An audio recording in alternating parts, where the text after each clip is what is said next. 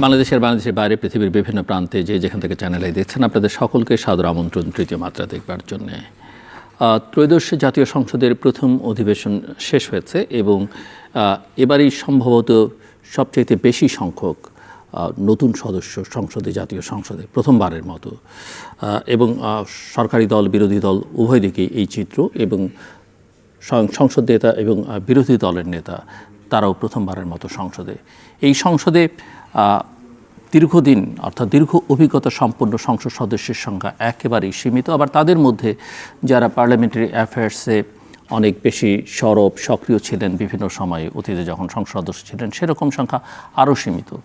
তাদের মধ্য থেকে একজন আজকে আমার অতিথি, এবং যিনি এই সংসদের প্রথম অধিবেশন অত্যন্ত গুরু দায়িত্ব পালন করেছেন এবং বেশ সক্রিয়ভাবে সফলতার সঙ্গে এই দায়িত্ব পালন করেছেন।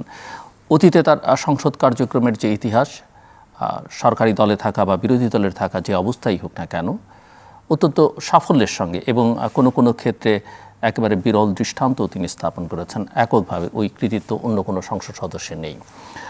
আজকে আমার অতিথি এই জাতীয় সংসদের কার্যক্রম এবং এর বাইরে আরও নানা বিষয় নিয়ে কথা বলবার জন্যে বাংলাদেশ জাতীয় সংসদের চিফ হুইপ এবং যিনি চতুর্থবারের মতো এবার জাতীয় সংসদে বাংলাদেশ জাতীয়তাবাদী দল বিএনপি থেকে নির্বাচিত সংসদ সদস্য নুরুল ইসলাম মনি আমার অতিথি।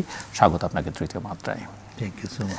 আমি একটু প্রথমেই আপনার কাছ থেকে শুনতে চাই, চিফ হুইপ হিসেবে ত্রয়োদশ জাতীয় সংসদের প্রথম অধিবেশন শেষ হলো এবং একেবারেই আমি বলবো বাংলায় শব্দটা জাতীয় সংসদ সদস্যদের ক্ষেত্রে কতটা প্রযোজ্য হবে জানি না, আমি এটা অসংসদীয় সদস্য হবে কিনা সেটাও জানি না, একেবারেই আনকোরা সদস্যদের নিয়ে আমি বলবো আপনার অভিজ্ঞতা আমি একটু শুনতে চাই। এবং একই সঙ্গে আমি কিছুটা ভূমিকা বললাম, দর্শকরা হয়তো সবাই জানেও না সবটা, কারণ দীর্ঘদিন প্র্যাকটিক্যালি সংসদের সঙ্গেই আমাদের কোনো সংযোগ বা পরিচয় নেই। যে সংসদ ছিল সেই সংসদগুলো অনির্বাচিত সংসদ। সো আপনার অতীতের অভিজ্ঞতার আলোকে এবং এই যে নতুন দায়িত্ব সংসদ নেতা বা প্রধানমন্ত্রী আপনাকে দিয়েছেন সেই দায়িত্বের সঙ্গেও যদি তুলনা করে খানিকটা আলোচনা করেন। Thank you very much. এবং ভালো লাগলো যে আপনি বিষয়টা বলেছেন, কিছু দায়িত্ব পালন করতে গিয়ে বিষয়টা হলো আমি এই সংসদকে আমি অন্যভাবে দেখব এবং অন্যভাবে দেখেছি। বিগত ইতিহাস টেনে বলতে হবে যে আমি যখন পার্লামেন্টে আসি 1988 সালে, আমি স্বতন্ত্র হিসেবে এসেছি। তারপরে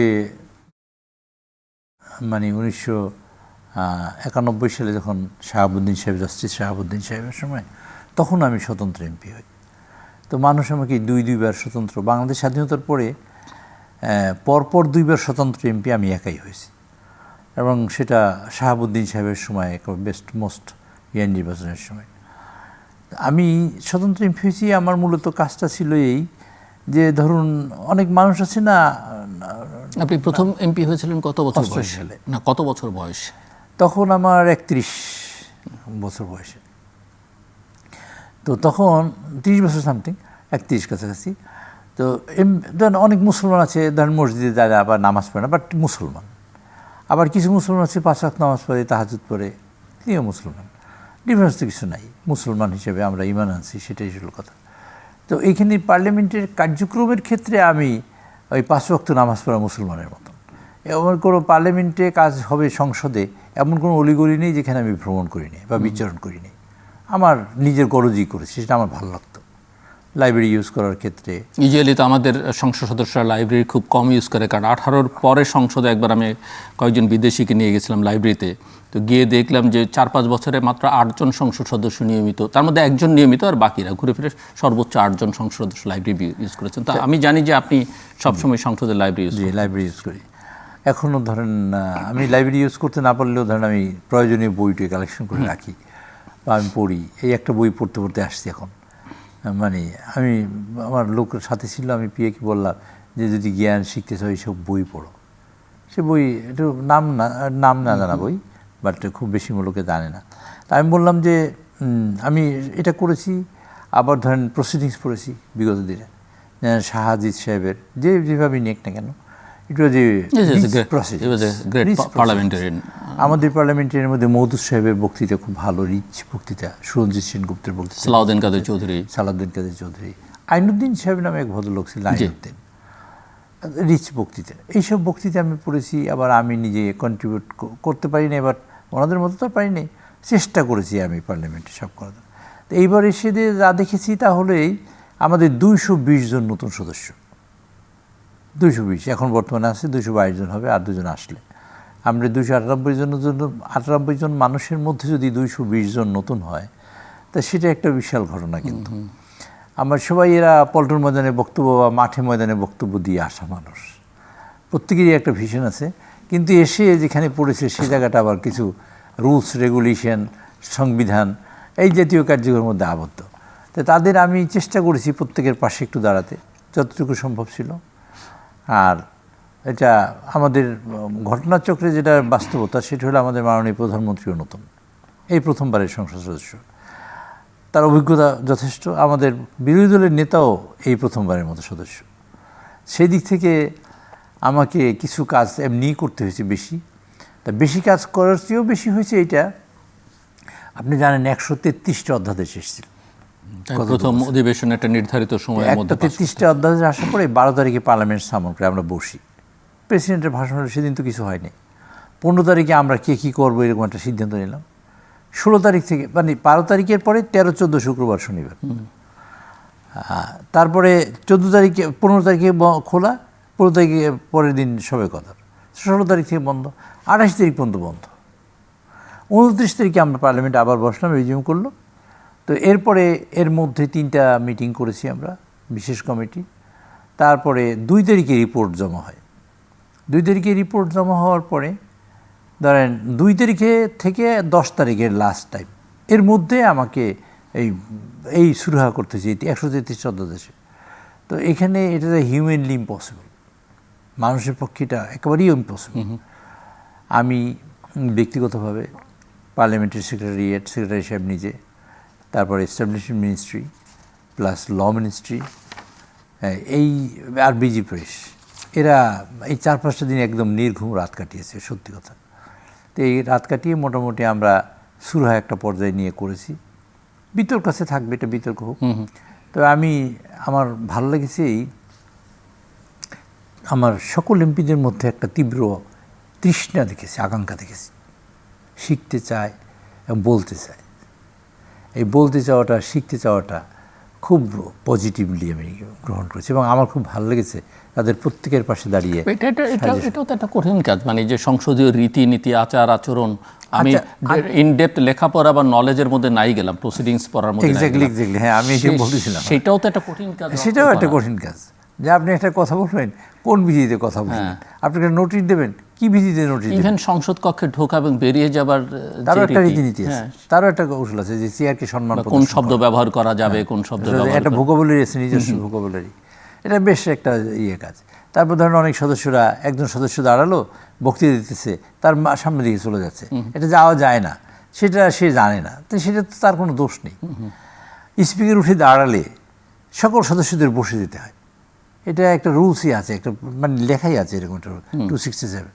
কিন্তু আমাদের এখন পর্যন্ত সেইটা ধাতস্থ হয়নি। যেমন ধরুন স্পিকার দাঁড়িয়েছেন, তা দাঁড়াবার পরে আমরা ট্রেজারি বেঞ্চ বসছি, কিন্তু অবশ্যই কেউই বসে নেয় বা বসার চেষ্টা করছে না, তারা জানতে পারে না, এটা তাদের কোনো আমি দোষ এখন বলবো না। তো সেই মিলিয়ে আমি দেখেছি। আরও একটা আশার কথা আপনাকে বলতে চাই, আপনার এই মাধ্যমে দেশবাসীকেও জানাতে চাই, যে আমাদের বিরোধী দলে বেশ কিছু সংখ্যক খুব লার্নেড মানুষ এসছে। বিশেষ করে বিরোধী দলের নেতা বেশ চৌকস এবং লার্নেড, শিখতে চান, এবং তার কথার মধ্যে একটা জিনিস আছে, সেটা হলো শেখার তার তীব্র আকাঙ্ক্ষা আছে, এবং সেই শেখাটা কাজে লাগাবারও তীব্র ইচ্ছা আছে। এটা বিরোধী দলের দেখে আমি খুব আশ্বস্ত বোধ করি। অনেকে বলে, অনেক সাংবাদিক অনেক প্রশ্ন করে, আপনার কেমন লাগছে বা কী করেন এই বিরোধী দল এরকম করে। আমি দেখেন, আমি 1 থেকে 100 পর্যন্ত লিখলাম, এর মধ্যে কোনো একটা অক্ষর তো ভুল হতেই পারে। আমার 100 পর্যন্ত লিখতে গিয়ে আমি যদি 5টা ভুল করি, সে কোনো ভুল নয়। আমি যদি 49টা 59টা ভুল করি, তাহলে সেটা ভুল। আপনি কটা ভুল করেছি? বিরোধী দল সব মিলিয়ে আমরা যে ঐক্যবদ্ধ হয়েছি। আরেকটা কথাও আছে যে আপনারা সংসদে বিতর্ক যাই করুন না কেন, সংসদ নেতার মধ্য থেকে একটা আকাঙ্ক্ষা লক্ষ্য করা যাচ্ছে যে বিরোধী দল এবং সবাই মিলে আসলে সংসদটা যেন কথাটা একটু পরে বলতে চেয়েছিলাম, বলে ফেলছেন। তো এইখানে আমি অনেকগুলো মানুষ দেখেছি, বিরোধী দলের নেতার প্রথম দিনের বক্তব্য রেখেছিলেন, একদম ফার্স্ট আমি কোট করেছি আমার বক্তৃতার মধ্যে, আমি বক্তৃতা শেষ করতে পারিনি, অর্ধেক করেছি, অর্ধেক করতে পারিনি। প্রথম দিনে তিনি কোট করেছেন যে গণতন্ত্রের সূর্যের মুখ দেখে নাই, আলো দেখে নাই, সামান্য কিছু সময়ের জন্য দেখেছে, তার জন্য আমরা বেনিফিট হয়েছি।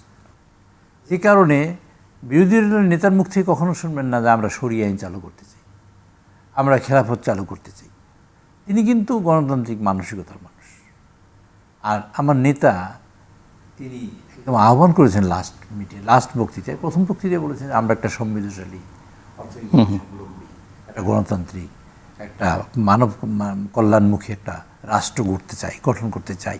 এটা ছিল তার প্রথম দিনের প্রত্যাশা। শেষের দিনে তিনি আহ্বান করেছেন আপনাদের সকলের, মানে আহ্বানটা এইরকম একটা ক্লেরিয়ান কল, একেবারে যাকে বলে অ্যাকচুয়ালি রিয়াল আহ্বান, যে এবং সাধারণত অপোজিশন থেকে মানে পজিশন থেকে সংসদ নেতা কখনো কোনো কালে আমি তো মানে 4টা সংসদে আছি, আমার এরকম দেখার সুযোগ হয় না একেবারে, যা আমি তারেক রহমান সাহেবের মধ্যে দেখেছি। বিরল এটা, এবং তার কোনো বিষয়েই কোনো নাই যে আমি একলা করব, আমি করে ফেলেছি, আমি হনুরে, এরকম কিছু না। নিরহংকারী মানুষ এবং অ্যাকোমোডেটিভ, ইনক্লুসিভ হওয়ার চেষ্টা করেন, সবাইকে নিয়ে ইনক্লুড করে চলতে চাচ্ছেন। এটা একটা বিরাট ঘটনা। এবং দেখেন উনি বিরোধী দলের নেতা বললেন যে আমরা তেলের ব্যাপারে ঐক্যমত, মানে আমরা একটা কমিটি করব। উনি হাউজের মধ্যে, যে এটাও কিন্তু একটা রেয়ার ঘটনা, হাউজের মধ্যে এই পাশের এমপিরা সাধারণত ওই পাশে যায় না হাউজ চলাকালীন সময়, এটা ফ্লোর ক্রসিং হয় আর কি। কিন্তু উনি আমাকে বললেন যে আপনি তো ওখানে যান, আমি যে বলবো কি, আমাকে নিজে নির্দেশ করলেন। তারপর যে অমিতকে নিয়ে যান, অমিতের সাথে কথা বলছি, ওনারা যে একটা কমিটি দিয়েছিলেন, এই যে জেস্টারটা আমার এত ভালো লাগছে যে হাউজে মানে সরকারি দলের নেতৃবৃন্দ, মানে আপনি গত 18 বছর দেখছেন শেখ হাসিনা কী করেছেন, স্লিপ দিয়ে পাঠাইতেন কীভাবে বেগম খালেদা জিয়াকে গালিগালাজ করা যায়, কী কথা বললে কে গালিগালাজ করতে পারবে, তার কাছে স্লিপ পাঠাইতেন।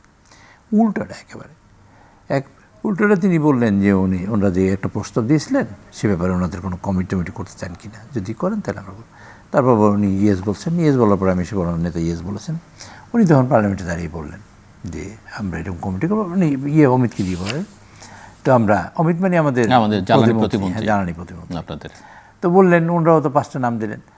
ফলটা হয়েছে কি দেখেন, আমরা ঐকমত্যের যে কত বড় দরকার, just message to the people যে উই আর ইউনাইটেড, এই মেসেজটাই কিন্তু তেলের হাহাকারটা কমে গেল। তখনও কিন্তু তেলের ক্রাইসিস আছে আমাদের। এই গভর্নমেন্ট বসার পরে মানে যেদিন বসছে তার 2-3 দিন পরে, 4-5 দিন পরে দেন যুদ্ধ শুরু হলো, একটা ক্রাইসিস নিয়ে শুরু হলো, এবং হিউজ ক্রাইসিস। আপনি গত রমজান মাসে ঈদটা দেখেন, ওই সময় তেলের দাম, মানে তেল তখন চুমকে 85টা দেশ একদিনে তেলের দাম বাড়িয়েছে যুদ্ধের পরের দিন, আমরা তেলের দাম বাড়িনি। এবং সেইটা তারিক সাহেব উনি বললেন যে দেখেন আমাদের 36,000 কোটি টাকা আমাদের যায় তখন, তারপরে প্রতিদিনই আবার 600 কোটি টাকা যাওয়া শুরু করে, 36,000 কোটি টাকা লস। তো উনি বললেন যে দেখেন দেশের মানুষে 30 লক্ষ কোটি টাকা শেখ হাসিনা নিয়ে পালিয়েছেন, আবার 30 লক্ষ কোটি টাকা ঋণ নিয়ে তিনি বসছেন, মানে এই দিয়া 14টা বাজেট করা সম্ভব, এরকম ডেফিসিট নিয়ে তিনি বসছেন। 30 লক্ষ কোটি টাকা দিয়ে 7টা বাজেট করা সম্ভব, দেবপ্রিয় বাবুর বক্তব্য। আর 30 লক্ষ কোটি টাকা ঋণ, এটা নিয়ে তিনি বসছেন। 60 লক্ষ কোটি টাকার একটা ঘাটতি মাথায় করে নিয়ে এক ভদ্রলোক বসছেন। বলে যে 60 লক্ষ কোটি টাকাই যদি মানুষ ক্যারি করতে পারে, তাহলে আমার কেন 50,000 কোটি টাকা মানুষ ক্যারি করতে পারবে না, মানে আমি গভর্নমেন্ট ক্যারি করতে পারবে না কেন, গভর্নমেন্ট ক্যারি করবে এটা। তো উনি আমার এই মানে এই যে একটা স্পিরিট আমার অসম্ভব ভালো লাগছে, পারুক অথবা না পারুক, আমি সেটাকে দেখি নাই, ইচ্ছাটাকে দেখেছি একেবারে লাল টকটকে একটা সূর্যের মতো, পথ করে উড়ার মতো একটা পতাকার মতন দেখেছি ইচ্ছাটা রিয়েলি এই দেশের একটা কল্যাণ করার ইচ্ছা, এই দেশে ভালো মানুষের দেখেন কতগুলো বিষয়। আপনি পার্লামেন্টে তো আগেও গেছেন, এখনও যাবেন, গিয়ে দেখবেন নর্মাল টেম্পারেচারের উপরে 1 ডিগ্রিও বাড়ায় না, 25 উপরে বাড়ায় না, 24 তো করে না। নিজের রুমের লাইটটা নিজে সুইচ অন করেন, অফ করেন, তারপর আবার দেখে যায় সেন্সর লাইট লাগাইতে বলছেন, সেন্সর লাইট লাগাইছে, আসলে জ্বলবে না। ওনার রুমে আমি একদিন গেছি, এইখানে যেখানে সেক্রেটারি বসেন গেছি, পিছনে দিয়ে লাইট নেই। আমি বললাম যে কিন্তু অন্ধ, কেন ন্যাচারাল লাইট আছে না, ন্যাচারাল লাইট, মানে একটা লাইট ওই পাশে জ্বালাবে সেটা বন্ধ। ঘটনা বলি, উনি হাউজে ওনাকে রিসিভ করছি, আমি নিয়ে গিয়ে রুমে দেখলাম লাইট অফ করা, লাইট ধরা, লাইট অন্ধকার, একটা ধরানো লাইট, খুবই অন্ধকার। তারপর এতে কী পড়বে, কিন্তু অন্ধকার। তো ওই পাশে একটা লাইট ধরেছে, সেটা বেশ ফকফকে। এই যে ফকফকে লাইটটি, এটা অন্ধকার কেন? উপরে তাকায় দেখি কয়েকটা লাইট জ্বলে নেয়, এই কয়টা জ্বালাও দেখি। তো এই কয়টা জ্বললো, জ্বলার পর বললো ওই কয়টা বন্ধ করো। এটা 2-3 দিন আগে কথা বলছি, লাস্ট ডে একদম। তা আমি বলছি কি, একটা মানুষের মানসিকতা মানে অ্যাকোমোডেট করে, এখানে গণতন্ত্র একটা অ্যাকোমোডেটের জায়গা, অ্যাকোমোডেশন। আমার মত থাকবে, আপনার মত থাকবে, ভিন্ন মতের পরে আমরা একটা জায়গায় মত ঐক্য হব, যে মতটা দিয়ে দেশ চলবে। উনি চান প্রধান ব্যক্তিকে এই একটা ইনক্লুসিভ হতে হবে। আমার মানে আমি এটা ঠিক এই ভাষা দিয়ে বলবো না, আমার অনেক ভালো লেগেছে। আমি সাধারণত এরকম মানসিকতার মানুষ দেখি না, মানে সাধারণত আমরা দেখা হয় না। তারপরে ধরুন ওনার মানে ব্যক্তি চরিত্র নিয়ে কথা বলে, সব মন্ত্রী তো আসি, ব্যক্তি ওনাকে নিয়ে কথা বলে, পরিবার নিয়ে নানান জাতীয় কথা বলে। উনি একদম ধীর স্থির এ ব্যাপারে, এবং এত ধীর স্থির, মানুষ সাধারণত উদ্বিগ্ন হয়, আমি উদ্বিগ্ন হই, সকল মানুষই উদ্বিগ্ন হয়। উনি খুব ধীর স্থির, যে ওনাদের বলতে দেন, বলুক, বলার পরে ওনারা নিজেরাই থামবে, আর নিজেরা থামবে, সেটা বোঝা যাচ্ছে যে কোনো প্রভোকেশনে পা দিচ্ছেন না তিনি। এবং লাস্ট বক্তৃতায় আপনি বিরোধী দলের নেতা বলেছেন যে আমাকেও এরকম, মানে তাকেও একেবারে উলঙ্গ করে ফেলছে, মানে বিভিন্ন পর্যায়ে নেতা বলেছেন। এর একটা বিহিত হওয়া দরকার, নেতার মধ্য থেকে কথা বলে, বিরোধী দলের নেতার থেকে আসে। এই যে ফিলিংসের রিয়েলাইজেশনটা, এইটি হলো ইনক্লুসিভ যে রিয়েলাইজেশন। তখন উনি বলেছেন যে সন্ত্রাসী যারা এই যে মানে কি বলে, কি বট বাহিনী বললেন না, উনি বললেন, শব্দটা বললেন যে যারা এই জাতীয় কার্যক্রম করে তারা গণতন্ত্রের শত্রু, তারা মানে এই দেশে ভালো চায়। অনলাইন টেররিস্টও বলতে পারেন এদেরকে, অনলাইন টেররিস্ট বলতে পারেন আপনি শব্দটা, টেররিস্ট আপনার হিন্দি উৎসাহ ধীরে ভালো হয়েছে। তো অনলাইন টেররিস্টরা তারা কিন্তু সমাজের তারা কল্যাণ চায় না, এটা উনি নিজে বলছেন, বিরোধী দলের নেতা এটা বলছেন। তাই সাহেবের এই ধৈর্য দেখার পর আমরা যদি টিট করতাম তাহলে উনি ট্যাট দিতেন। আমরা টিট ফর ট্যাট আছে না, আমরা টিট করি না, উনিও ট্যাট দিচ্ছেন। এই যে জিনিসটা আমার ভালো লাগছে, এরকম 220 জনের মধ্যে যে আকুতি, আকাঙ্ক্ষা, ইচ্ছা, তার মধ্যে আর একটা বড় ইচ্ছা তাদের মধ্যে দেখেছি, প্রত্যেকেই তার এলাকার উন্নয়ন চান, প্রত্যেকেই। বহু মানুষ আছে গডের দিকে গা ভাসিয়ে দেয়, বহু মানুষ ব্যবসা বাণিজ্য করতে চায়। No, I didn't see anyone, একজন মানুষকে দেখি যে একটা বিষয়, এই আলোচনা, এই বিতর্ক আমরা অনেকদিন ধরে করছি যে আমাদের সংসদ সদস্যরা আসলে কতটা তাদের আইন প্রণয়নে সংসদীয় কার্যক্রমে মনোযোগ দেওয়া উচিত, আর কতটা তারা এলাকার উন্নয়ন নিয়ে ব্যস্ত থাকবেন, বা কতটা যেগুলো আসলে লোকাল গভর্নমেন্টস রিজলভ করতে পারে সেইখানে তারা কতটা ইন্টারফেয়ার করবেন, এই বিতর্কটা কিন্তু আছে। এবং এই বিতর্কটার একটা টেকনিক্যাল কারণ আছে। টেকনিক্যাল কারণ হলো পৃথিবীর সব জায়গায় আর আমাদের দেশে একভাবে কাজ হচ্ছে না। পৃথিবীর সব জায়গায় আইন প্রণয়নের কাজটা আইন প্রণয়নের লোকেরাই করে, আবার ডেভেলপমেন্টের কাজের কনসেপ্টটা কিন্তু বাংলাদেশেই আছে। আমি আর কোনো দেশে আছে কিনা আমি জানি না, আমি ইন্ডিয়ায় থাকতে পারি, আমি অত ওয়েল কনভার্সেন্ট না।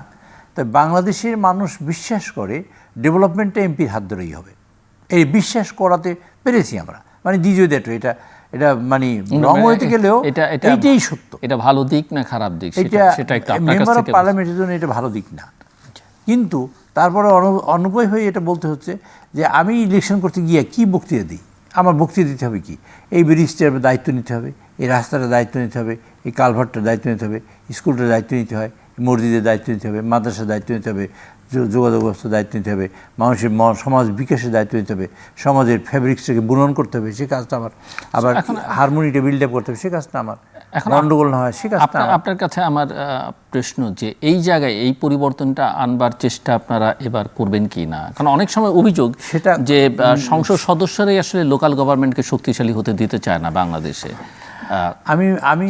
আমি মনে করি, যেহেতু প্রধানমন্ত্রীর কথা আপনি বললেন, সংসদ নেতার কথা, আপনি নিজেও সেটা মনে করেন যে আইন প্রণয়নটাই মুখ্য কাজ হওয়া উচিত।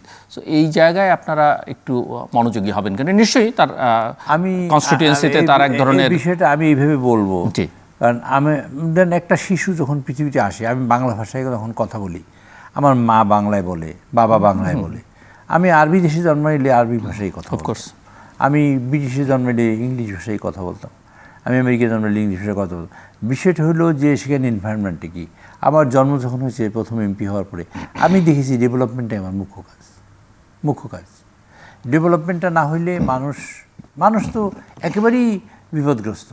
আমাদের দেশে ব্যুরোক্রেসি সিস্টেমটা এইরকম এই পর্যায়ে আছে, আপনি কেউ না, আপনার এখানে কিছু নাই। আমাদের অ্যালোকেশন অফ ফান্ডস বা ডেভেলপমেন্টটা যে রেটে হওয়া দরকার সেই রেটে হয় না, মানে একটা equitable distribution of the money যে সেটা হয় না, একটা প্রবলেম। দ্বিতীয় প্রবলেম হলো এই যে এইখানে অ্যাডমিনিস্ট্রেশনে বা যারা ডেভেলপমেন্টের সাথে জড়িত এইসব লোকেরা, তারা এই পরিমাণে অপরাধ করে, সেটা একটা সীমাহীন অপরাধ। তা যদি একটা গল্প বলি, কোনো একটা সময় আমি একবার আমার বাড়িতে রাস্তা কেবল করতেছি, প্রথম রাস্তা বানাচ্ছি সাহেবুর রহমান সাহেব অর্থমন্ত্রী, রাস্তা 10 কিলোমিটার কি 12 মিটার পিচ ঢালা করেছে। আমি তার কাছে আমার কাছে শিডিউল চাই, যে আমাকে একজনে বলছে শিডিউল দেখেন, শিডিউল দেখলে আমি শিডিউলের সম্পর্কে আমার কোনো ধারণা নেই, আমি যদি কোনো কন্ট্রাক্টারি করি না কখনো। আমি বললাম আপনি শিডিউল দেন, সেই লোকটা আমার শিডিউল দেয় না। তো কোনো এক শীতের সকালে আমি বাড়িতে গেছি, আমি ওনাকে ডাকাইছি, এক্সিকিউটিভ ইঞ্জিনিয়ারকে ডাকাবার পর বলো যে এবার বল ওই কন্ট্রাক্টারকে আমি সাথে করে নিয়ে গেছি যে শিডিউল কী জিনিস আমার দেখাবা। তো শিডিউল আনলো, শিডিউলে আছে 3/4 পাথর দিতে হবে রাস্তায়। তো এক একটা পাথর মানে আধা কেজি 1 কেজি ওজন এক একটা পাথর দিছে, এবং কয়েকটা পাথর দিছে রাস্তার মাঝখানে। অথচ সেখানে কতটা পাথর থাকবে, কতটুকু বালি থাকবে, কতটুকু ম্যাকাডাম থাকবে, নিচে যাবে, এইসব সব লেখা আছে। আমি বললাম যে আচ্ছা 1 স্কোয়ার ফিট করেন দিয়ে আমার বাড়ির সামনে একেবারে। তো করাবার পরে দেখা গেল যা ছিল তার কিছুই নেই, একেবারে কিছুই নেই, নাথিং। এত বড় বড় পাথর দিয়ে রাখছে। তা আমি মনে করলাম হয়তো একটা হইতে পারে। আমি 5-6টা গর্ত করালাম, এই ধরেন 50 ফিটের মধ্যে, যে এইখানে দেখেন ইঞ্জিনিয়ার এসে খুঁজে এরকম বড় বড় পাথর। তাই বললাম এই পাথর দিচ্ছেন কেন পাথর দিছে, এটা তো জবাব ওনার কাছে নাই। আমি বললাম যে এই রাস্তার কাজ হবে না, রাস্তা বন্ধ করাইলাম। রাস্তা বন্ধ করাইয়া এই পাথর নিয়ে, ওনার যেহেতু জবাব নেই, পাথর নিয়ে সুপার ইঞ্জিনিয়ার বসে, হি ইজ সাপোর্টিং। আয়রনিটা হলো সে সাপোর্ট করে এটাকে, সেই বড় পাথরকে সাপোর্ট করে। আমি অবাক হয়ে গেলাম যে আমি যে এই যে করে রাস্তাটা, এরকম রাস্তার ইঞ্জিনিয়ারের কাজটা কি, এই কাজটা কি তো দেখেন নাই। হাউবার উনি যখন সাপোর্ট করার পর আমি have gone back to again my মানে এরিয়ায় যাই বলছি যে এই রাস্তা চাষ করে উঠে দেবে, কলে লাঙ্গল, লাঙ্গল দিয়ে উঠো। 10 কিলোমিটার কি 12 কিলোমিটার করছে, সবটাই চাষ করে উঠেছি। এই চাষ করে উঠবার পরে আমার যে খুব সুখকর খবর তা না, সেই পাথর নিয়ে আমি আসছি ঢাকায়। আইসে দেখি অদূত সাহেব নামে এক ভদ্রলোক, তার নামে পড়ছি, নাম বলা উচিত না। তো তার সাথে পাথর দেখাইলাম। তো তার অদূত সাহেবের সম্পর্কে আমার একটা বাজে ধারণা আছে আগে থেকে। এই রাস্তাটারই যখন মাটির কাজ করি, তখন তার সাথে আমার দেখা হয়েছিল পটুয়াখালীতে। হি ওয়াজ দ্য এক্সিকিউটিভ ইঞ্জিনিয়ার, তখন পটুয়াখালী, আমার বর্মনার এক্সিকিউটিভ ইঞ্জিনিয়ার ছিল না। যাই হোক, সেটা হইতে অনেক ঝামেলা গেছে। ওনাকে দেখার পরে আই কেম ব্যাক। আমি এটা দেখি, আমি সাহেবুর রহমান সাহেবের কাছে নিয়ে গেলাম যে স্যার এই টাকা কষ্ট করে দেওয়ার পরে এই হলো পরিস্থিতি। সাহেবুর রহমান সাহেব পার্লামেন্টে বক্তৃতা দিলেন এইটার ব্যাপারে, পার্লামেন্টে বক্তৃতা দিয়েছেন যে এই আমাদের ডেভেলপমেন্টের টাকা সব খাই ফেলাইতেছে। এই যে বক্তৃতা দেওয়ার পরে যে আমরা সারাতে পারছি তা তখন, এই মেগা প্রজেক্টে টাকা চুরি করে কারা, এই ফাঁকফুকর তৈরি করে কারা, বিল্ডিংটা বানাই কে, আপনার ডেভেলপমেন্টের কাজের টাকাটাই হলো তো ম্যাক্সিমাম টাকা, মূল টাকাটা। আপনি পানি উন্নয়ন বোর্ডের কথা বলেন, আপনি জিও ব্যাগ ফেলাবার কথা বলেন, আপনি ওয়াবদার কথা বলেন, কনস্ট্রাকশন বিল্ডিং কনস্ট্রাকশন কথা বলেন, এই ও সাত পাঁচ যেটাই বলেন না কেন, সব জায়গায় টাকা। এবং সেই টাকাটা আমাদের আমি মনে করি এখন যে কাজটা এখন আমাদের খুব প্রায়োরিটি, সেটা হলো এই ব্যাপারে এক্সপার্ট লোক দরকার পার্লামেন্টে, অথবা পার্লামেন্টে এটা সিরিয়াসলি দেখবে, দুদক দেখে এটা সারতে পারে না, কোন জায়গা দেখবে, দুদক কয়টা জায়গা দেখবে। আমার এলাকায় এক ধরনের, আপনার এলাকায় এক ধরনের, আরেক জায়গায়, সব জায়গায় একরকম আছে। এই চুরিটা ফিরাতে পারলে আমি মনে করি বাংলাদেশ একটা স্বর্ণের দেশ হতে পারে, স্বর্ণের মানে ইঞ্জিনিয়ার পর্যন্ত যদি একত্র হয়। এই জায়গাটা তো পার্লামেন্টারি স্ট্যান্ডিং কমিটিগুলো অনেক স্ট্যান্ডিং কমিটি করতে পারে না। আমি একবার পার্লামেন্টারি স্ট্যান্ডিং কমিটিতে একটা প্রস্তাব আনলাম, আমি মাস এডুকেশন আমি ছিলাম একবার মেম্বার, তখন আমি আবার আইটি মানে মিনিস্ট্রি চেয়ারম্যান। তো তখন আমি বললাম যে আচ্ছা, যে প্রজেক্টগুলো করে আমরা প্রজেক্টগুলো ইভ্যালুয়েট করতে পারি না, এই প্রজেক্টগুলো কী পরিমাণ কষ্ট হতে পারে এটা ইভ্যালুয়েট করি না কেন। 2 নম্বর হলো এই প্রজেক্টটা রিয়েলি কাজ হলো কি না। 2টা কাজ করে, একটা প্রজেক্ট নিল, একটা যে এই গ্লাসটা আমি বানাবো, এইটা হলো ধরেন 20 টাকায় নিলাম, প্রথমে নিলাম বেশি টাকায়। আচ্ছা, টেকনিক্যালি আমি সাউন্ড কিনে সেটা না দেখার আগে ফাইন্যান্সিয়ালি আমার সাউন্ড কিনে বা এটাও দেখে কোনটা না দেখে আমি পার্সোনালি মানে তাদের ফেভারেবল লোক আমাকে কাজ দিবে বা এক্সকে কাজ দিবে, এক্সকে কাজ দিয়ে দিল। সে এক্স কি কোনোভাবে টেকনিক্যালি সাউন্ড কিনে তা সম্ভব কিনা সেটা খুঁজে দেখে নেয়।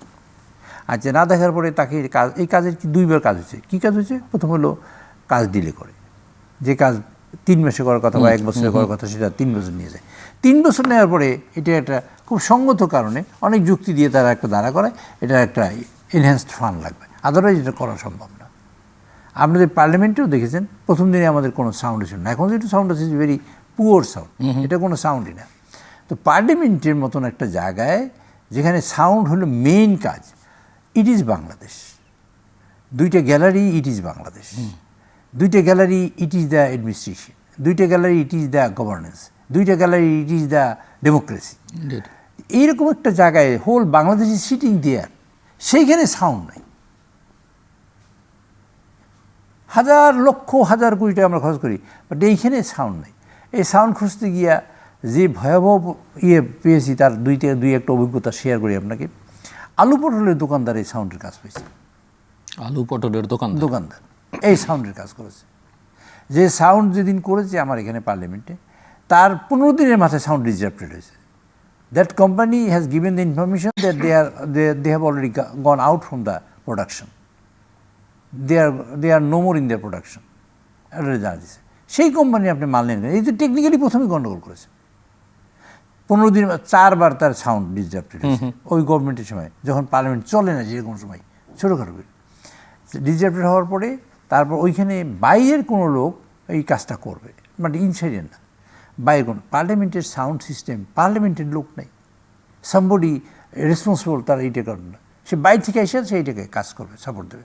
সে করতো কি, এই তারটা এইরকম সোজা আছে, এইটা এরকম ব্যাখ্যা করে দিল, আর কাজ হয় না। স্যার এরকম বিরাট অসুবিধা হয়েছে, 20 লাখ টাকা এরকম টাকা নিচ্ছে। এটা একটা বিরাট। আপনি হেডফোন দেখছেন না, 50 গ্রামের হেডফোন দেবে মাথায়, 350 গ্রামের হেডফোন দিয়েছে। আচ্ছা, ওকে ফাইন। তারপরে এই মেশিন আসার কথা যে ইউকে মানে ইউরোপ অথবা আমেরিকান স্ট্যান্ডার্ড আনছে চায়না থেকে। আমি চায়নাকে দূর বলি না, চায়না ভালো কোয়ালিটি আনলো, তাও তো কথা ছিল, এটা আনছে। এই সাউন্ড সিস্টেমটা খুঁজতে গিয়ে দেখেছি যে কনস্ট্রাকশন কাজে অভিজ্ঞতা আছে এমন লোক সাউন্ড সিস্টেমের কাজ করবে। এইটা হলো পিডব্লিউডি টেন্ডারের এই সাউন্ডটা যখন আসছে রিসিভ করে রাখবে, তো এইটা এই এক। তারপর যখন টেন্ডার কল করেছে, টেন্ডারে কনস্ট্রাকশন কাজের অভিজ্ঞতা সম্পন্ন, ইতিহাসে বিশেষজ্ঞ হলে আপনি অপারেশন করতে পারবেন, ব্যাপারটা এইরকম হয়েছে যে আপনি ডাক্তারি করতে পারবেন। তো সেইটা হওয়ার পরে তারপর তো সাউন্ড দিয়েছে। এটা অ্যাবসলিউটলি একটা গাঁজাখুরি কার্যক্রম হয়েছে, গাঁজাখুরিও না, তার চেয়েও খারাপ হয়েছে। সেই সাউন্ডটা যখন ডিসরাপ্টেড হলো, মানে 1/11 হলো, মানে কি বলে এই যে 5ই আগস্টের পরে ওখানে লোকজন ঠুকে এটা মানে অনেকটা মানে করছে, ভাঙছে, চুরছে, নষ্ট করছে, কিছু আগুন দিয়েছে, হওয়ার পরে তখন থেকে বলা হয়েছে এটা সাউন্ড সিস্টেমটা মানে নতুন করার জন্য, নতুন করে বসাবার জন্য এই সাউন্ড সিস্টেম হবে না। তারা সামবডি টোল যে এটা রিপেয়ার করলে হবে, সে কাজ করে। তা রিপেয়ারের নাম বলে সেখানে আলু পটলের দোকানদার আমানত নাম কি জানো, সেই কম্পিটিশন দিয়েছে। 2জন কম্পিটিটর, কিন্তু 2জন টেন্ডার দিয়েছে। একজন হলো এই লোক হলো যে লোক অরিজিনালি এই সাউন্ড কোম্পানি সাপ্লাই দিয়েছে, সেই তার রিপ্রেজেন্টেটিভ এখানে কাজ করে একজন। আরেকজন হচ্ছে আলুর দোকানদার, আলু পটল টটল আছে, মুদি দোকানদার দিয়েছে। এবং এই লোকের থেকে এই লোকের ডিফারেন্স হলো 20 লাখ টাকা। 4 কোটি টাকার টেন্ডার, 3 কোটি 80 লাখ টাকা দিয়েছে একজনে, আরেকজন দিয়েছে 3 কোটি 4 কোটি। এই ডিফারেন্স হয়েছে 20 লাখ টাকার ডিফারেন্স। কী হয়েছে দেখেন, এই লোকটা কাজ পেয়েছে, আলু পটলের দোকানদার কাজ পেয়েছে। কাজ পাইয়া সেই কাজটা আবার করতে দিচ্ছে এই লোকরে, ওই কম্পিউটার করছে। আচ্ছা, এটা আছে বর্তমানে, এইটা আছে। কম্পিউটার তো ন্যাচারালি 2টা কাজ হতে পারে। একটা হলো তুমি, আচ্ছা তুমি আমি কাজ পাই না, তোমার এই কাজ করবো না। আর 2 নম্বর হলো কী দেশে এটা বুঝে কেউ নেয় নাই। সাপ্লাই যখন হয়েছে তখন বসছে, তখনও কেউ বুঝে রাখে নাই এই জিনিসটা, সেটাও কিন্তু রিপোর্টে আসছে, কেউ বুঝে রাখে নাই। আচ্ছা, এখন এই লোকরা এখন এই সাউন্ড সিস্টেমটা কন্ট্রোল করে বাইরে থেকে 4জন লোক আসে, তারা এইটার জিম্মেদারি, এইটা ঠিক আছে কিনা, ঠিক আছে দিতে সব। এখন পার্লামেন্টের একটা সাউন্ড সিস্টেম, সেইটা আলু পটলের দোকানদারে কাজ করছে এই দেশে, এবং সেটা মেনে নিয়েছে আমাদের দেশে আমলারা, যারা বিশেষ পরীক্ষা দিয়ে পাশ করেছে, যারা সচিব হয়েছেন, যারা টেকনিক্যাল নয়। আচ্ছা, দেখি সাউন্ড গেল, আমি যে Thursday, it was the Thursday, Friday আমি 8টার সময় গেছি। রাতে তখন ঘুমোয় না সাউন্ডের কারণে, দুশ্চিন্তাগ্রস্ত যে সাউন্ডের অবস্থা। পরের দিন সকালে গেছি, যাই সবাই ডাকলাম, যে মেইন ম্যান এটা রেসপন্সিবল সে ঢাকার বাইরে গেছে, সে ঢাকার বাইরে। তাই আমি বললাম তাহলে ডাকেন। আমি 12টার মধ্যে থাকছি, শুক্রবার দিন নামাজ পড়বো, 12টার মধ্যে থাকছি। এই 12টার মধ্যে হি কোন টার্ন ব্যাক, হি ডিডন্ট কেম। তারপরে আমি তার একদিন জিজ্ঞেস করছি, আচ্ছা আপনি ঘুম আসলেন কেমন রাত্রে, ঢাকার বাইরে গেলেন কেমন? এই সাউন্ড নাই পার্লামেন্টে, prime minister is sitting here, all the minister sitting here, opposition leaders are sitting here, আপনার এখানে পার্লামেন্টে আপনি ঘুম হইল কেমন রাত্রে? This is big question from me to him. Criminal offence in one আমরা আপনি ঘুমালেন কেমনে রাত্রে? সেটা এখন হাসে কথা বলে, এখনো আছে হিস্ট্রি লিখে দিয়ে। তো আমি বললাম তারপরের দিন তারা পাইনি, তারপরে তার একটা গরজ থাকতে হবে না, তা গরজই নেই, গরজবিহীন টোটালি মানুষ। তারপর আমি খুঁজে খুঁজে বের করলাম, ভলিউম চাইছিল সেটা কমে। তো এইখানে এই সিস্টেমে এইরকম কাজ করে। এখানে ব্যুরোক্রেসিতে যদি আমি বলবো না, অনেক মানুষের ঘর থেকে 300 কোটি 400 কোটি 200 কোটি এরকম টাকা পাওয়া গেছে। আপনি ভেরি আনফর্চুনেটলি, আমি কারো এটার কোনো দোষ না, কারণ আমি বলতে চাই না, সিস্টেমটাকে করাপ্ট করে ফেলেছে। এবং সিস্টেমটাকে যদি উপর থেকে না চান আপনি, যে আমি উপর থেকে সিস্টেমটা করাপ্ট হয়ে থাকলে নিচে সবাই পেরিফেরিতে সব যায় সিস্টেম। জমি আপনি কী যেন নামজারি করবে, টাকা দিতে হবে। কেন টাকা দিতে হবে তার কোনো কারণ নেই, টাকা দিতে হবে। বিভিন্ন সাহেবের কাছে সালাম দিলে টাকা দিতে হবে, ওয়ালাইকুম আসসালাম বললেও টাকা দিতে হবে। ব্যাপারটা এইরকম জায়গায় নিয়ে দাঁড়া করাইছে। ফলে হয়েছে কি, মানুষের পরিস্থিতি ভয়াবহ খারাপ হয়েছে। এবং আমলা বাহিনী সবসময় চায় এখানে ডেমোক্রেসি বিল্ড আপ না হোক, এখানে পিপলস রিপ্রেজেন্টেশনটা প্রপারলি না হোক, এবং পিপলস রিপ্রেজেন্টেটিভ যারা তার প্রপারলি কাজ না করতে পারুক। এটার জন্য যা করণীয় তা তারা। আমার আসলে আপনার সঙ্গে অনেকগুলো বিষয় নিয়ে আলোচনার ছিল, কিন্তু সময় সংক্ষিপ্ত হওয়ার কারণে ভবিষ্যতের জন্য বাকিটা রেখে কিছু আলাপ করার চেষ্টা করি। যে আমরা এই যে আমলাতন্ত্রের কথা বলছি, রাজনীতিবিদদের কথা বলছি, আইনের কথাও যদি বলি, বাংলাদেশে অনেক ভালো ভালো আইন আছে, যদিও অধিকাংশ আইনই সেই ব্রিটিশ আমলের আইন, কিন্তু ভালো শাসন পাওয়াটা খুবই এবং দুর্লভ আর কি। আমাদের রাজনীতিকরা অধিকাংশ সময় আমরা দেখি বিরোধী দলে থাকলে তারা খুব সুন্দর সুন্দর কথা বলেন, স্বচ্ছা গণতান্ত্রিক, এমনকি গণতন্ত্রের জন্য জীবন দিতেও প্রস্তুত। নেতারা না দিলেও কর্মীরা তো প্রচুর জীবন দিয়েছে, বাংলাদেশের ইতিহাস বলে। কিন্তু ক্ষমতায় গিয়ে আসলে প্রায় সবাই অতীতে দেখা গেছে যে গণতন্ত্রটাকে আসলে সেই অর্থে মাথায় রাখেন না। দুইটা বিষয় আছে। একটা বিষয় হলো প্রশাসন, মানে আইনের শাসন। আইনের শাসন হলেই কিন্তু কাজ হবে না। একটুখালি একটা মানুষের ন্যায় বিচার পেতে হবে। আইনের শাসন আছে, বেগম খালেদাকে জেল দেয়নি এই দেশে, আইনের শাসন ছিল। তারেক রহমান সাহেব, তো এই যে আপনি সিস্টেমের কথা, আইন তো আইনের মতো চলেনি। আমি বললাম যে তারেক রহমান সাহেব যখন খালাস দেওয়ার পরে তাকে আইনে 10 বছর জেল দেয়নি হাইকোর্ট, তখন তো আইনই ছিল, আইন দিয়েই তো দিছে। কাজে একটা মানুষের ন্যায় বিচার পাওয়াটা খুব জরুরি। এখানে আমি মনে করি ন্যায় বিচার, আইনের যা কিছু বললি না কেন তার সাথে ন্যায় বিচারটা সংযোগ থাকতে হবে। তাই ন্যায় বিচারটা পাওয়ার জন্য যে এরকম আমাদের যে স্তম্ভগুলো দরকার, আপনার যে স্তম্ভগুলো, সকল স্তম্ভ ভেঙেছে। দেখেন ইলেকশন কমিশন নাই, ইলেকশন কমিশনে 254 জন 154 জন ইলেকশন ছাড়াই পাশ করে দেশে, রাত্রির বেলা ভোট হয়।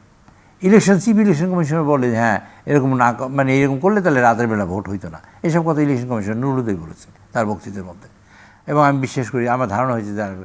কাজে আমি বলি কি, এই আইনের শাসন করার জন্য যে স্তম্ভগুলো, ডেমোক্রেটিক স্তম্ভগুলো সবই ভেঙেছে। ইলেকশন কমিশন ভাঙছে, পার্লামেন্ট শেষ করেছে, পুলিশ শেষ করেছে, আইনি বিচার বিভাগ শেষ করেছে, এগুলো শেষ হয়ে আসছে। কাজে এগুলা আপনি যদি রিয়েলি আপনি দেখেন, এরদোয়ান একবারে এক স্ট্রোকে, কলমে এক স্ট্রোকে 4000 তার বিচারককে বাতিল করে দিয়েছেন, 4000+। তো আমরা তো তা করিনি, আমরা এখানে কোনোটাই করিনি। আমরা অ্যাকচুয়ালি যা শাসন ছিল সেটি আমরা ইনহেরিট করতেছি। কিন্তু ডিফারেন্সটা হলো এইখানের মধ্যে, ডিফারেন্সটা হলো তারেক সাহেবের আন্তরিকভাবে একটা চেষ্টা আছে। যেমন ম্যানিফেস্টো যা বলেছেন, ফার্মার্স কার্ডের কথা বলেছেন, কৃষক কার্ডের কথা বলেছেন, তাও করার চেষ্টা করছেন। কৃষকের ঋণের 10,000 টাকা পর্যন্ত মৌকুফ করেছেন। প্রথম মিটিংয়ে, প্রথম agenda it was first cabinet মিটিংয়ে তিনি কৃষকদের সার ন্যায্য মূল্যে দেওয়ার ব্যবস্থা করছেন, বীজ, তারপর ইনসেক্টিসাইড। আপনি দেখেন ফ্যামিলি কার্ড করেছেন, ইমাম মজুমদের টাকা দিয়েছেন, 20,000 কিলোমিটার খাল কাটার কাজ শুরু করেছেন, বনায়ন শুরু করেছেন। এই জাতীয় কার্যক্রম যেগুলো আমাদের ইম্প্যাক্ট হবে, social impact, at the same time মানুষ যাতে বেনিফিটেড হয়, সোশ্যালি বেনিফিট হয়। কোনো আইনই, আপনাকে একটা কথা বলি, কোনো আইনই আমার এখানে কাজে লাগবে না। আমি একটা মানুষ যে কোনো সময় চোর হয়ে যেতে পারি, যে কোনো সময় ডাকাইতে যেতে পারি। একটা মানুষ হতে পারে কখন? যখন সে আর কোনো পথ থাকে না, যখন সে দেখে যে কোনো আর রাস্তা নেই, তখন গ্রামের একটা সাধারণ মানুষ খারাপের দিকে যায়। কিন্তু যারা এই গ্রামের মানুষ খারাপের দিকে যাওয়ার জন্য দায়ী, সেই মানুষগুলো কিন্তু এই আমরা যারা সমাজ চালাই, আইন করি, আর যারা আইন বাস্তবায়ন করে। একজন আমি শুনতে পাই যে অমুকজন ট্রান্সফার হয়েছে 5 কোটি টাকা খরচ করতে চায়, 3 কোটি টাকা খরচ করতে চায়, 10 কোটি টাকা খরচ করতে চায়। টাকাটা কোথার থেকে আসে? এরকম একটা জায়গায় বসে কোথা থেকে টাকাটা কেন কোত্থেকে আসে এবং কেন খরচ কেন খরচ করবে? তার যদি এই টাকা ইনভেস্ট করার পর যদি লাভ না হয় আরও বেশি, তাহলে তো সে চাইবে না। এই যে পরিস্থিতি হয়েছে, সেই পরিস্থিতিকে উত্তরণের জন্য তার হিসাবে is very serious in that sense. তিনি আইনমন্ত্রী, আমার পাশেই আইনমন্ত্রী বসেন, পাশেই স্বরাষ্ট্রমন্ত্রী বসেন আমার, কারণ আমি একটা মাঝখানে আছি, আমরা কাছেই আছি। উনি যেসব ইনস্ট্রাকশন দেয় সেগুলো আমার শোনার সুযোগ হয়েছে। সাধারণত এরকম কেউ সুযোগ হয় না, আমার অনেক সুযোগ হয়েছে। প্রত্যেকটা ব্যাপারে হি ইজ ভেরি সিরিয়াস। দেখেন চট্টগ্রামে পানি স্ট্যাগনেন্ট হয়ে গেছে। একজন আমাদের সাইদ আল নোমান কথাটা তুললেন পার্লামেন্টে, প্রাইম মিনিস্টার ওখানে দাঁড়িয়ে তিনি বক্তৃতা দিলেন, যেটা বক্তৃতার কথা না। 71 বিজি কোনো বিজিতে আসে না, ওনার বক্তৃতার কথা না। This the first time I think যে প্রাইম মিনিস্টার রেসপন্স করেছে এবং উনি বলেছেন যে আচ্ছা এটা তো হয়তো উদাহরণ টেম্পোরারি হইতে পারে, আচ্ছা আমরা এটা সম্ভবত সকল কিছু দেখে যাতে স্ট্যাগনেন্সিটা না থাকে এবং ক্লগ হয়ে গেছে সেটা যাতে না হয় সেরকম একটা ব্যবস্থা করি। উনি কিন্তু, আমরা কেউই জানি না, উনি কিন্তু সেই দিন বিকেলে শাহ আলম সাহেব, আমাদের মাননীয় প্রতিমন্ত্রী, স্থানীয় সরকার, শাহ আলম সরকার, ওনাকে পাঠাই দিয়েছেন, মীর শাহ আলম ওনাকে পাঠাইলেন। পরের দিন আবার উনি he came back with the report এবং ওখানে লোকরে লাগাই দিয়েছে, 16 জনের একটা কমিটি করে দিয়ে লাগাই দিয়ে আসছেন যাতে পানিটা নিয়ে আসেন এবং এই কাজটা যে দ্রুততার সাথে করেছেন। আচ্ছা, সেই কাজটা করে এনে আবার উনি পার্লামেন্টে 320 এস্টিমেট দিলেন পরের দিনই, একদম জাস্ট ফলোয়িং ডে। এটি একটা বিরল ঘটনা, এটা আমার দেখা সুযোগ হয়েছে। হাওরে পানিতে ডুবে যাচ্ছে, ধান পুরো ধান, এখন ওই মানুষ মারাও গেছে শোকে কষ্টে। উনি এই ঘটনাটা পার্লামেন্টে উত্থাপন করলেন। আমাদের নেত্রকোনার এক ছেলে, আর নামটা আমি ভুলে গেছি, এটা আমি উঠাতে সাহায্য করেছি, আমি যে বলো আর ইয়েতে সেই কথা বলা, ওই কথা না বলা, তাতে উনি তো ইনফরমেশন ইজ গেটিং ইনফরমেশন। উনি কিন্তু সাথে সাথে বললেন কি, ডিসিশন দিলেন, কিন্তু দুর্যোগ প্রধানমন্ত্রীকে ডাকলেন, ডাইকে বললেন যে আপনি এই মাসে 10,000 টাকা দেবেন, পরের মাসে 10,000, পরের মাসে 10,000, 3,000 একটা ফ্যামিলিকে সাপোর্ট দেওয়ার জন্য এই টাকা দেবেন, প্লাস ত্রাণ পাঠাবার জন্য বললেন, প্লাস ডিসির কাছে এক্সট্রা টাকা দিয়ে দেওয়ার জন্য বলেন, যে ডিসির কাছে টাকা একটা থোকবদ্ধ থাকুক যেন কেউ। এই যে একটা রেসপন্স করা, এটা তো একটা বিরাট ঘটনা আমি মনে করি, আমার দৃষ্টিতে আমার মনে করি এখন। তাই কাজেই আমরা ওনার যে শুরুটা অনেক ভালো, সেই শুরুটা যদি কন্টিনিউ করেন, আমি বিশ্বাস করি বাংলাদেশের মানুষ যদি সহযোগিতা করে এবং বিরোধী দল যদি অপপ্রচার না করে, এবং এই যে কী যেন বলে, এই যে যারা সন্ত্রাস তথ্য সন্ত্রাস বা সোশ্যাল মিডিয়াতে যদি দস্যুতা না করে, তারা যদি টেরোরিজম না করে, আমি মনে করি বাংলাদেশকে একটা জায়গায় নিয়ে যাওয়ার বোধহয় সুযোগ এসেছে। এবার জনগণ সেই ম্যান্ডেট আপনাদেরকে দিয়েছে এবং 12 ফেব্রুয়ারি নির্বাচনে ম্যান্ডেটের পরেও একটা ঝামেলা থাকে কি শোনেন, আমি যত ভালো কথা বলি না কেন, খালা তোমার গায়ের থেকে তো কাঁঠালের গন্ধ আসে, কাঁঠালের গন্ধ আসলে কী হবে, খালু তো পছন্দ করে না। সেটাই আমি বলছি যে, এবং এর আগেও আপনারা 2/3 আসন নিয়ে সংসদে এসছেন, কিন্তু আগে আপনাদের প্রতিদ্বন্দ্বী ছিল আওয়ামী লীগ এবং এবার মোটামুটি এবার হচ্ছে জামায়াতে ইসলামী, এবং জাতীয় সংসদ নির্বাচনে আওয়ামী লীগ না থাকে বিএনপি এবং জামাত অনেকটা ফাঁকা মাঠেই পেয়েছে বলা যেতে পারে, ফাঁকা মাঠ। আপনি তো একই করেন? না, আমি একই করি না। ওকে, এটা তো মাঠ তো ফাঁকা না, ভ্যাকুয়াম হবে না, কিছু বাতাস এসে পূরণ করবে। কোশ্চেন হলো মাঠটা, কিন্তু বাংলাদেশের পলিটিক্সে তো আমরা এভাবেই দেখছি, আওয়ামী লীগ এবং বিএনপি যেই নির্বাচনে নেই সেই নির্বাচন আসলে নির্বাচন হয় না। এখন আমরা নির্বাচন করছি, we fought seriously to each other, democracy build up করার জন্য আমরা যুদ্ধ করেছি। যুদ্ধ করার পরে বিরোধী দলের নেতা বলেছেন আমরা ভালো কাজে সমর্থন করবো, আমরা বলি সেইটি করেন, মন্দ কাজে আপনার সমালোচনা করেন, সেটাই করেন।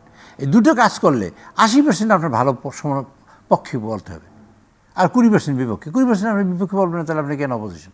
এটা আমি চাই, বিতর্ক হোক, আলোচনা হোক, এটা পার্লামেন্টই হোক, সকল সমস্যা পার্লামেন্টে আমরা আনতে চাই। আমাদের বিরোধী দলের নেতা আমাদের সংসদ নেতা মাননীয় প্রধানমন্ত্রী বলেছেন আগামী সেশনে আমরা বিদ্যুৎ ব্যাপার নিয়ে আলোচনা করবো, আমরা একটা কনসেন্সাসে পৌঁছতে চাই।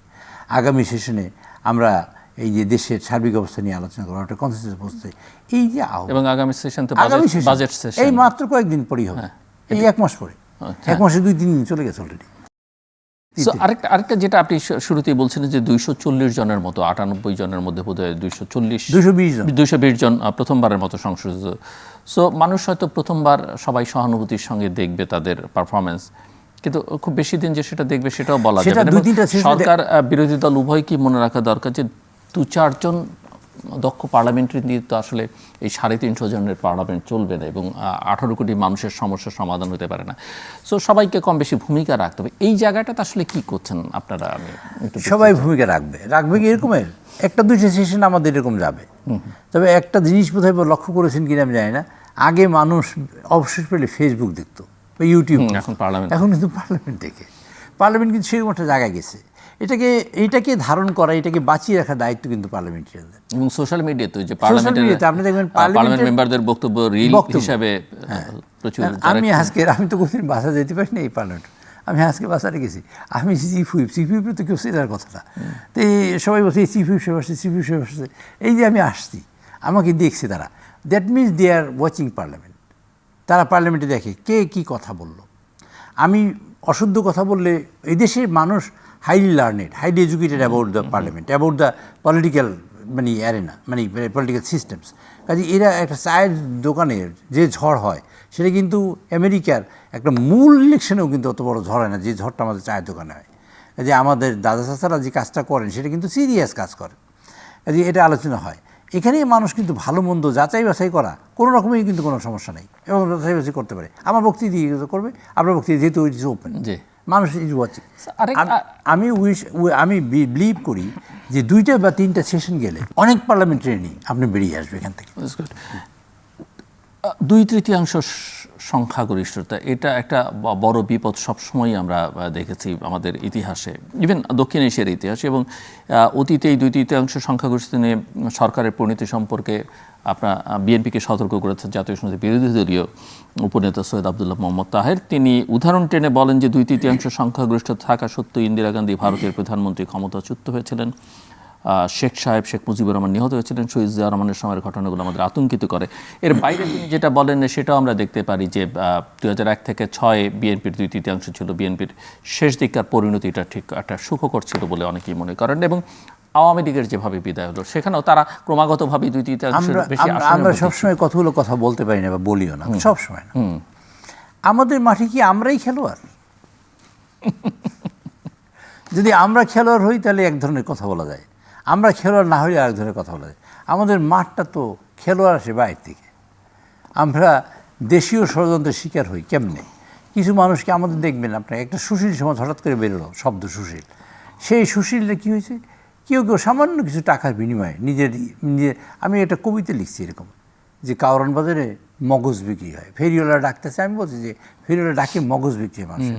তো এইরকম মগজ বিক্রি হয় যে এইখানে মগজ এই পর্যায়ে, এবং পোক্ত মগজ, শিশু মগজ, মধ্যম মগজ, শিশু মগজ বেচতে বেচতে উপরোক্ত মগজটা বলে যে এরকম খাইলে কি স্বাদ, তো বলে যে খাইলে 2 ধরনের উপকার পাওয়া যাবে। একটা হলো এ খাবার পরে আপনি হিতহিত জ্ঞান ভুলে যাবেন, 2 নম্বর হলে স্তাবক হবেন একটা পার্টির, 3 নম্বর হলো আপনার দেশের স্বাধীনতা সার্বভৌমত্ব বিকিয়ে দিতে কুণ্ঠবোধ করবেন এবং লজ্জা হবে না। এটা হবে না। এটি হলো পাকা মগজের কাজ, পোক্ত মগজের কাজ। কাজে আমি মনে করি এইরকম এখানে আপনারা সবাই মিলে ধরেন, এখন আমরা ধরেন 2 দল, আমরা সরকারি দলে বসছি, অপোজিশনে যারা বসছে, আমরা খালি আমাদের সমালোচনা করতে থাকলো। তো মানুষ 1 দিন 2 দিন 3 দিন শুনতে বললো যে ঠিকই বলছে, যেহেতু টেলিভিশনটা খোলা আছে, এটা একটা সুবিধা আছে। তো এখন উনি করবেন কি? উনি করবেন এই দেশে গণতন্ত্র। আপনি ধরেন অপোজিশন, আমি ধরেন পজিশন, আপনি করবেন কি? দেশে গণতন্ত্র চাই, কথা আর কি চান? দেশে মানুষ স্বাবলম্বী হোক, সে কাজ তো আমিও চাই। আমি চাই না, তাহলে আপনি আমাকে বাধা দেন। একেবারে শেষের দিকে একটা অভিযোগ আমরা সবসময় সংসদে বিরোধী দলের কাছ থেকে শুনি যে সরকারি দল আমাদেরকে কথা বলতে দেয় না, স্পিকার আমাদেরকে কথা বলতে দেন না। সো এই জায়গাটা জাস্ট আমি এই কথাটা সুন্দর করে বলি। এই পার্লামেন্টে আমরা 210 জন মেম্বার আছি। 210 জন মেম্বারে আমরা যে কথা বলি এখন বর্তমানে, সেটা প্রফেশনালি তো বেশি হয়, কিন্তু ধরেন আমরা বিলের ব্যাপারে সব কথা অপোজিশন বলেছে। পার্লামেন্টে অপোজিশন লিডারের মাইক কখনো বন্ধ হয় নাই এবং ওনার জন্য যে পরিমাণ সময় রাখা হয়েছে উইন্ডিং অপোজিশনে সেই পরিমাণ সময় উনি বক্তৃতা দেন নাই, আমাদের লিডারও দেন নাই, ওপেন রাখা হয়েছে, আনলিমিটেড টাইম। আপনি 2 ঘন্টা বলেন অসুবিধা নেই। তো এই বক্তৃতাটা আগে যেমন ছিল, এখন যদি যারা দেয় তারা যে মিথ্যা বলবে বা অসত্য বলবে সেটা প্রমাণ হয়ে যাবে, কাদের কথা টেলিভিশন দেখলে বলবে। কিন্তু যে কথাটা বলতে চাই শেষের আগেও মূলত হলো আস্থায় আনতে হবে, আস্থা তৈরি করতে হবে। শেষ করার জন্য আপনাকে আমি জাস্ট আমার হাতে 3-4 মিনিট সময় আছে, আমি যদি আস্থা হতে হবে, আমি চেষ্টা করছি এই কাজটা করার জন্য, এই গ্লাসটা পানি ভরতে। আপনি বিরোধী দলে আমি যদি গ্লাসটা পানি ভরতে না পারি, তার চেষ্টা করেন, তাহলে তো গ্লাসটা কোনোদিন ভরবে না। আপনি আমার সাহায্য করেন, আমি পারলাম না, সে কথা চেষ্টা করলাম, আপনি করেন। কিন্তু আমরা একজনের চেয়ারে বসলে চেয়ার থেকে টেনে নামিয়ে ফেলবো, আবার আরেকজন চেয়ারে বসাবো, লাভ হলো কিছু অন্য বছরে? এই নিরন্ন মানুষগুলোর কী উপকার হলো? যার ঘরে ভাত নাই তার কষ্টটা সেই জানে, যার কাপড় নাই তার কষ্ট সে জানে, যার ঘর নাই তার কষ্ট সে বোঝে, যার হালের বলদ নাই সে তার কষ্ট বোঝে, যার জমি নাই সে তার কষ্ট বোঝে, যে ভিক্ষা করে তার অশান্তি সে বুঝে। কামার কুমার মজুর কর্মকার শ্রমকার সকলের কাছে একটা গণতন্ত্র, সবার কাছে প্রিয় গণতন্ত্র, তার নাম টাকা, তার নাম অর্থ। স্বাবলম্বী হওয়া, তারেক সাহেব স্বাবলম্বী হওয়ার চেষ্টা করছেন, করাবার চেষ্টা করছেন এই মানুষকে। আমি আহ্বান করব যে আমাদের আস্থা যে সংকট তৈরি হয়েছে, যেটুকু তৈরি হয় না, আছে যেটুকু, সেটুকু আমরা নিরসন করি। আমরা বিশ্বাস করি যে বিরোধী দল আস্থায় আসবে, আমরাও তাদের আস্থায় যাব এবং আমরা দুজনে মিলে, উভয় পক্ষ মিলে এই দেশে গণতন্ত্রকে বিল্ড আপ করবো। গণতন্ত্র আমাদের অনেক দেশে, আমাদের দেশ বিদেশে নানা দেশে গণতন্ত্র হয়, আমাদের দেশে গণতন্ত্রের বিকাশ হোক এটা চায়, অনেকেই চায় না। আমাদের দেশের মানুষ স্বাবলম্বী হবে এটা অনেকে চায় না। আপনি এই কাছে আশেপাশে যদি যান দেখবেন তাদের ঘরবাড়ি দেখবেন অনেক পুরনো, আমাদের ঘরবাড়ি চকচক করতেছে, এটা তো সহ্য হয় না, অনেক কিছু সহ্য হয় না, অনেক কিছুই হয় না দেশে। এই দেশে অনেক কিছু হয়েছে, অনেক কিছু হয় নাই, এটা আমি বললাম না, আপনি বুঝেন যে আমাদের গত 17 বছর এই দেশে কী হয়েছে। আমাদের বুঝতে হবে আমাদের ইকোনমি, মানে কী বলে, গ্লোবাল পরিস্থিতিতে আমাদের অবস্থানটা কোথায়। কাজে আমরা সেই অবস্থান বুঝে যদি এই 20 কোটি মানুষের বোঝা আমরা নিতে পারি কিনা, এবং আমরা যদি নেতৃত্ব দিই, শুধু এই 20 কোটি নয়, আগামী জেনারেশনের দায়িত্ব আমাদেরই নিতে হবে। আর জেনারেশনের দায়িত্ব নেওয়ার পরে যদি আমি এই ঘরে আগুন দিই, যে আম্মা তুমি কি আব্বার সাথে কখন মানে একমত হও না, বলছে হয়েছিলাম একবার। কখন? যখন ঘরে আগুন লাগছে তখন দুইজনই পাকঘর দিয়ে একসাথে লাফ দিয়ে বেরিয়েছে। সেরকম পরিস্থিতি বিগত দিনে হয়ে আসছে, সামনে আর না হোক, সেটা আমার প্রত্যাশা। এবং বিরোধী দলও আস্থায় আসুক সরকারের, সরকারও বিরোধী দলের আস্থা নেব। এবং আমরা চাই ঐক্যবদ্ধভাবে সমস্যাগুলো সমাধান করতে। মতের পার্থক্য থাকবেই, আমরা একটা ন্যূনতম জায়গায় আসব দেশকে বাঁচাবার জন্য। পরবর্তী জেনারেশন যেন আমাদের অভিশাপ না দেয় যে আমরা একটা মানে পরাধীন দেশ রেখে গেছি। পরবর্তী জেনারেশন যেন আমাদের না বলে আমরা একটা অভাবগ্রস্ত দেশ রেখে গেছি। পরবর্তী জেনারেশন যাতে না বলে যে আমরা একটা দেশ, যে দেশটায় মানুষ বসবাস করা যায় না, সেরকম একটা অবস্থায় রেখে গেছি। সেই কাজটা কিন্তু মূলত আমাদের। আমি মনে করি সেই ক্ষেত্রে আমি মানে আমার বিশ্বাস, কনফিডেন্টলি আমি বলি, যেমন বলেন এই সংবিধান সংশোধনের প্রশ্ন আসছে না এখন বিরাট 25 জুলাই সনদ নিয়ে, আমি বিশ্বাস করি, একদম ফার্মলি বিলিভ করি সংবিধান সংশোধন আমরা করবই, এবং সবাই মিলে ঐক্যবদ্ধভাবে করবো। কেমনি করব? যে 3টে পদ্ধতি আছে সংবিধানের। একটা হলো অ্যাব্রোগেট করা, আপনি বাতিল করে স্ক্র্যাপ করে দিলেন। একটা হলো সংবিধান রিরাইট করলেন, কিছুই নাই, নাথিং, নতুন করে লিখলেন। একটা হলো অ্যামেন্ডমেন্ট করা।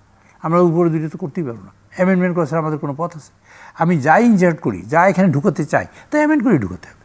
কিছু থাকবে, কিছু অ্যামেন্ডমেন্ট করবো, সেখানে আমরা ঐক্য হবো। সেটা হয়তো নেক্সট সেশন নিয়ে আমরা হয়তো পারবো, আশা করতেছি। অনেক অনেক ধন্যবাদ আপনাকে আমাদের সময় দেওয়ার জন্য। দর্শক, কথা বলছিলেন জাতীয় সংসদের chief whip mister Nurul Islam মনি। এবারকার সংসদ একেবারেই ভিন্ন ধরনের সংসদ, কারণ এই সংসদের আমরা দুজনেই বলেছি যে সংসদের অধিকাংশ সদস্যই নতুন, 220 জন একেবারে প্রথমবারের মতো সংসদ সদস্য। এই সংখ্যাটা আরও বাড়বে। এর একটা সুবিধা আছে, একটা অসুবিধা আছে, যে অনভিজ্ঞতা অসুবিধাটা আছে, কিন্তু সুবিধার দিকটা হচ্ছে যে তারা আন্তরিকভাবে চাইলে অনেক কিছু করতে পারবেন। অতীতের যেই ঝুট ঝামেলা, মাথার মধ্যে যে জটিলতা বা অতীতের যে আমাদের রাজনৈতিক সংস্কৃতির অভিজ্ঞতা, সেখান থেকে তারা নিজেদেরকে মুক্ত রাখবার একটা সম্ভাবনা আছে। এবং আমরা চাই এটা কার্যকর সংসদ, এবং সংসদ যদি ঠিকঠাক মতো কাজ করে তাহলে আমাদের যে স্বচ্ছতার সমস্যা, জবাবদিহিতার সমস্যা, গণতন্ত্রের সমস্যা, আইনের শাসনের সমস্যা, এবং চিফ হুইপ যেটা বলছিলেন যে এখানে ন্যায় বিচারের কেউ এর সঙ্গে যুক্ত করতে হবে, এবং মানুষের যে আকাঙ্ক্ষা, স্বপ্ন, সেই স্বপ্ন পূরণের যে সমস্যা, সেগুলো করা অনেক সহজতর হবে। এবং সংসদ চাইলে দেশে নির্বাহী বিভাগ, বিচার বিভাগ সবাই স্বাধীনভাবে কাজ করবে, করতে পারবে। প্রত্যেকটা এই যে তিনটে অঙ্গ একটা রাষ্ট্রের, তারা স্বাধীনভাবে কাজ করতে পারবে, কিন্তু একটা আরেকটার সঙ্গে যে সম্পর্ক সেটাও নির্ধারণ করতে পারবে। কিন্তু মুখ্য ভূমিকাটা আসলে সংসদ সদস্য, মূলত যারা জনপ্রতিনিধি, এর মধ্য দিয়ে আসলে জনগণের যে কণ্ঠস্বর, জনগণের যে আকাঙ্ক্ষা, সেটারই প্রতিফলন ঘটে এবং ঘটবে এই সংসদের ভেতরে সংসদ সদস্যদের মাধ্যমে। আমরা চাইব যে আমাদের যে অতীত অভিজ্ঞতা, সেখান থেকে বেরিয়ে এসে বাংলাদেশকে একটা নতুন স্বপ্ন, নতুন অভিজ্ঞতা আমাদের এই 350 জন সংসদ সদস্য দেবার চেষ্টা করবেন। আমাদের সঙ্গে থাকবার জন্য অসংখ্য ধন্যবাদ। আপনাদের সবার জন্য শুভকামনা।